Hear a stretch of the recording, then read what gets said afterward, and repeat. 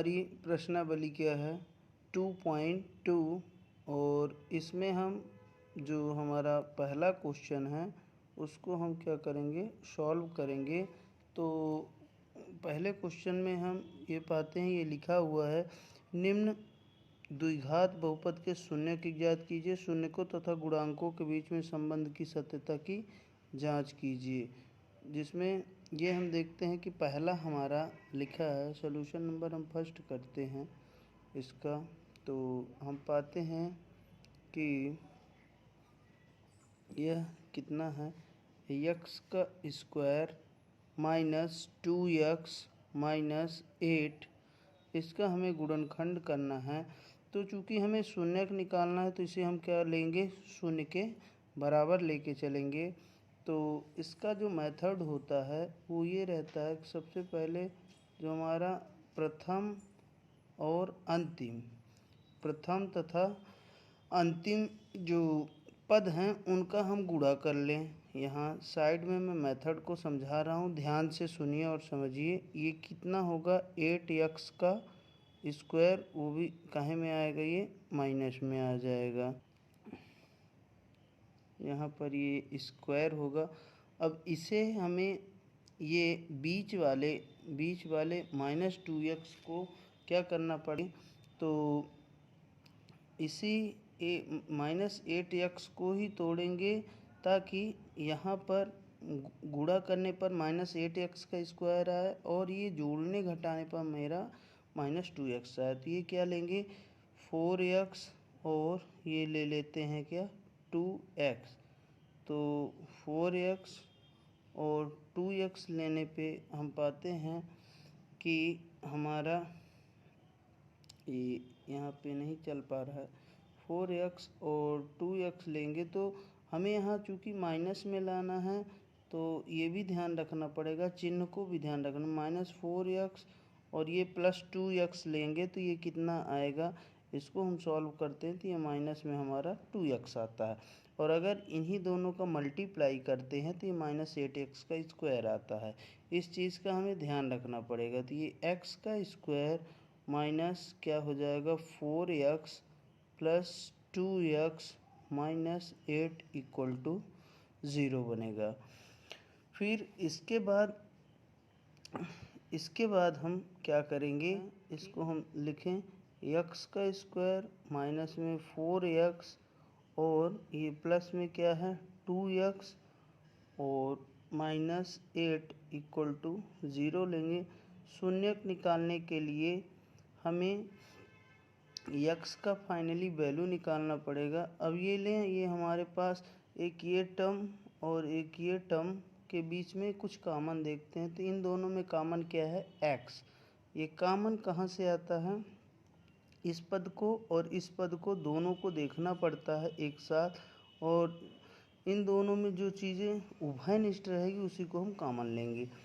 तो कॉमन का लेने का मतलब इसमें x का भाग कर देना। तो यहाँ पर x बचेगा सिंपली और यहाँ पर कितना आ जाएगा माइनस में 4 प्लस इन दोनों में अगर हम देखते हैं तो ये 2 है और ये क्या है 8 है, इन दोनों में 2 का डिवाइड हो जाएगा तो ये कॉमन आ गया x माइनस 4। बच्चों से यहाँ पे कॉमन लेने में दिक्कत जाती है, तो ध्यान दें कि एक तो ये मेथड है, दूसरी ये मेथड है कि अगर हम यहाँ पे अंदर मल्टीप्लाई करेंगे तो ऊपर आएगा 2 इंटू एक्स 2x 2 इंटू 4, तो ये क्या आएगा माइनस 8।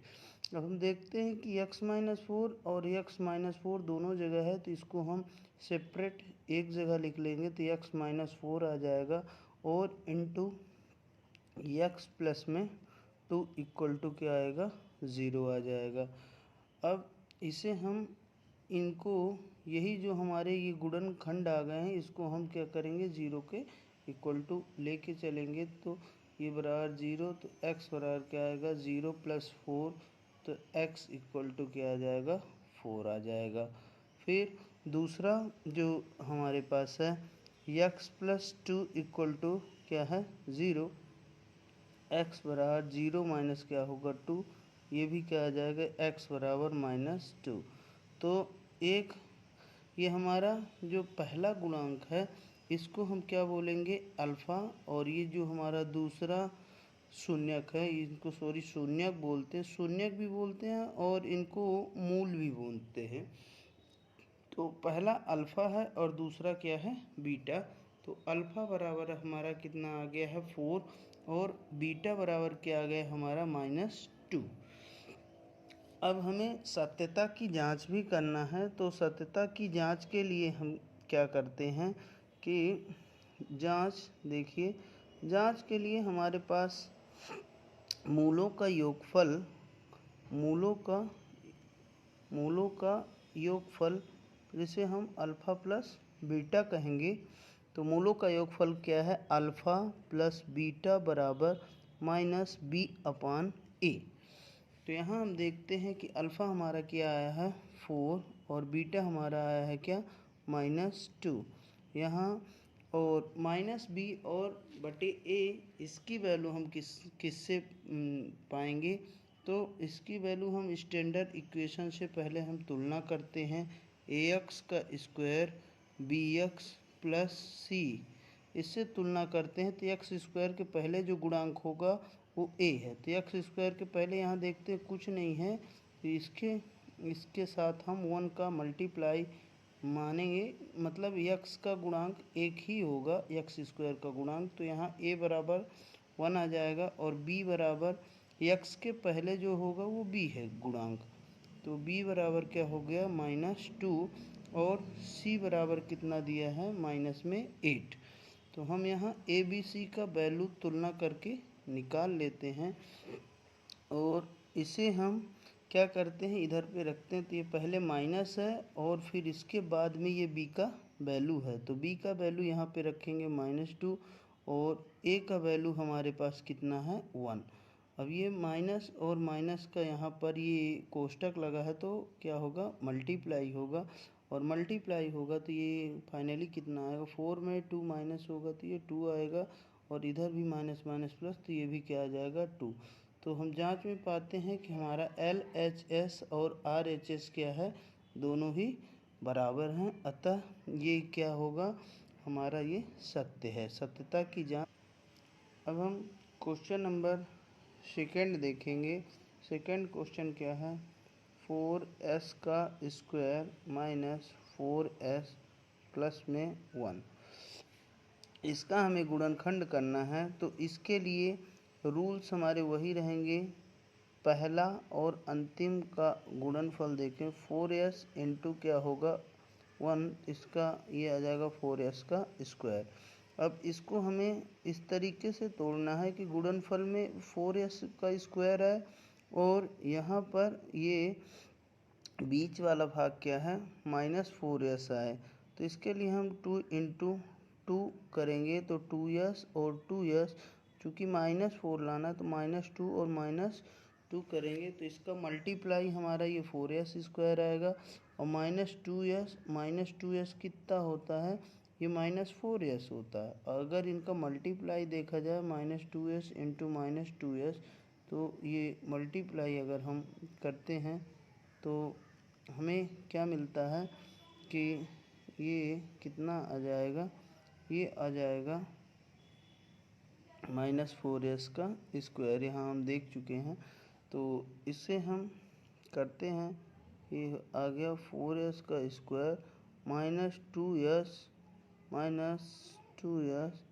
प्लस 1 बराबर 0। शून्य लेने के लिए हमें क्या करना पड़ेगा 0 के इक्वल टू में लेना पड़ेगा। अब हम यहाँ पर इन दोनों में क्या लेते हैं एक कामन, और इन दोनों में एक कामन ले लेते हैं। तो इन दोनों में कामन क्या हो जाएगा 2s। कामन वो पार्ट होता है जो दोनों में भाग चला जाए। तो 2s का भाग इसमें करेंगे और 2s ही का भाग इसमें करते हैं तो ये कितना आता है 2s माइनस यहाँ पर 1। इन दोनों में ध्यान रखिएगा यही चिन्ह आएगा, तो ये माइनस है और ये आ गया क्या 1, क्योंकि कुछ कॉमन नहीं इसलिए हम यहाँ पर 1 रखेंगे। तो यहाँ ये क्या आ जाएगा 2s और ये क्या आ जाएगा माइनस में 1। यहाँ पर एक चीज़ और देखने के लिए है कि ये जो हमारा ये है ये दोनों में सेम आएगा। अब जब दोनों ही सेम आएगा तो इन दोनों को हम एक ठो कोष्टक में लिख लेंगे। तो ये 2s माइनस 1 और ये कोष्टक में ये भी क्या होगा 2s माइनस 1। जब इन दोनों को सिंगल कर देंगे तो हमारा ये और ये एक साथ आ जाएगा। तो यहाँ लिख गया, ये यहाँ लिख गया। अब इन्हें हम दोनों को ही क्या कर लेते हैं, जीरो को इक्वल टू कर लेते हैं। तो ये जीरो के इक्वल टू होगा तो 2s बराबर क्या आ जाएगा 1, यस बराबर फाइनली आ जाएगा 1/2। और second number 2s minus 1 equal to 0, तो 2s equal to 1, s is equal to क्या आ जाएगा 1/2। तो ये हमारा जो s का वैल्यू आ रहा है, ये जो s का वैल्यू है डबल इनमें से ये पहला गुणांक है जिसको हम अल्फ़ा बोले। अल्फ़ा इज इक्वल टू 1/2 और बीटा इज इक्वल टू क्या है 1/2। यहाँ पे दोनों ही मूल कैसे आए हैं, बराबर आए हैं। अब हम इनकी क्या करेंगे, इनकी अब हम करेंगे जांच, शून्यकों की जांच। तो शून्यकों की जांच के लिए हमारे पास फार्मूला क्या रहेगा, मूलों का योगफल। मूलों का क्या चीज़ निकालेंगे, योगफल, यानी अल्फ़ा धन बीटा बराबर होता क्या है -b/a। तो अल्फ़ा हमारा कितना आया हुआ है, अल्फ़ा का जो वैल्यू है वो हमारा आया हुआ है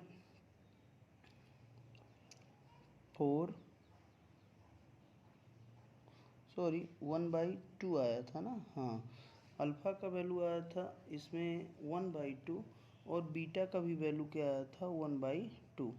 और यहाँ पर माइनस बी और ए की वैल्यू हम देखते हैं। तो बी की वैल्यू क्या हो जाएगी, तुलना कर लेंगे, 4 आ जाएगा यहाँ पर माइनस में। वह ए का वैल्यू क्या है, ए का भी वैल्यू क्या है 4।